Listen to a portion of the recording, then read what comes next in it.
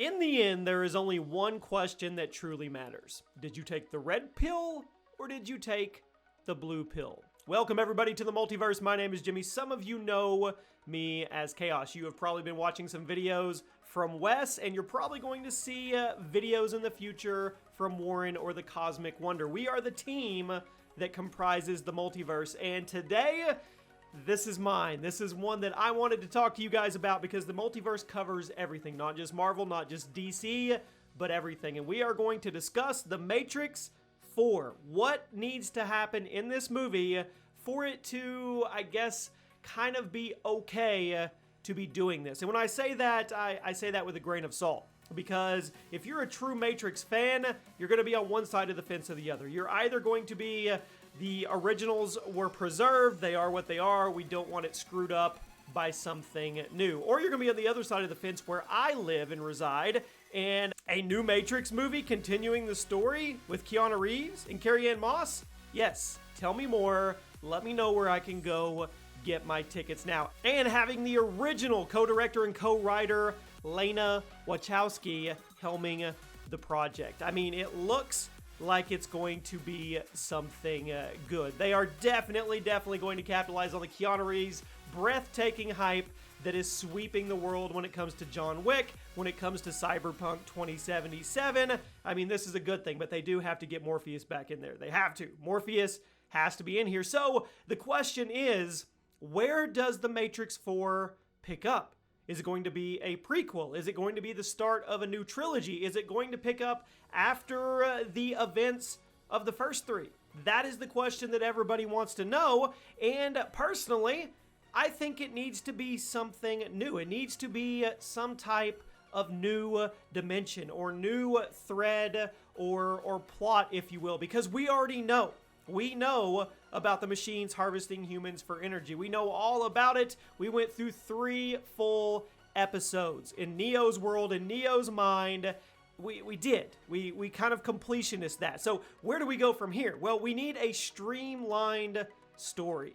And we need something that is, I say another dimension, I don't technically mean another dimension, but there has to be a continuation down the road. There has to be something bigger and better that they're fighting for when it comes to the storyline, or it's going to kind of be the same rewashed, rehashed thing that we already got. We also know we are going to need some fight scenes that just take it to another level. When the original Matrix came out, now you go watch it now, it obviously doesn't age as well. We're in 2019, but with that said, in that time frame, during that span, that was some of the best special effects that anybody had ever seen. We have to get that again. That has to fit the bill. We have to get new special effects from The Matrix 4 that blow us away. Stuff we've never seen. We know we're going to get guns. We're going to get action. We should be getting some of the most spectacular fight scenes we've ever seen, and we have to get those special effects. It has to really just take it to the next level, which is hard to do. It's hard to do once you've already established what you've done in the past, but I think that's key. Now, I think most everybody will agree the original Matrix was the best. When we got into the last two, The Matrix Reloaded and The Matrix Revolutions, they kind of went, well, they went off the rocker. The original Matrix, it was very structured. You knew where it was going, you knew what was happening, but when we got into Reloaded and then finally Revolutions, well, things got foggy. Things got very squashed, if you will. There wasn't a lot of structure, which some people like it. That's what they think The Matrix is about. But what I'm saying is, if we're going to do something new, it needs to have some type of streamlined effect. I'm not saying there can't be cliffhangers. I'm not saying there can't be plot twists where they spin us and we go a different direction. Everybody wants that, but it all has to make sense. And I think that's kind of why the last 2 movies didn't perform as well as the original.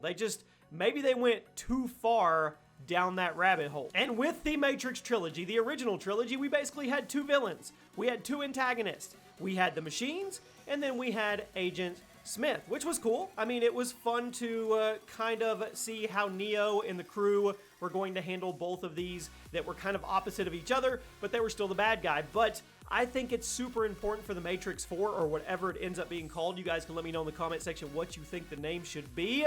I think it needs to be a single antagonist. I think there needs to be somebody or something, some entity that is front and center, and that is the focus of the movie. So with that being said, and in closing, Trinity's back.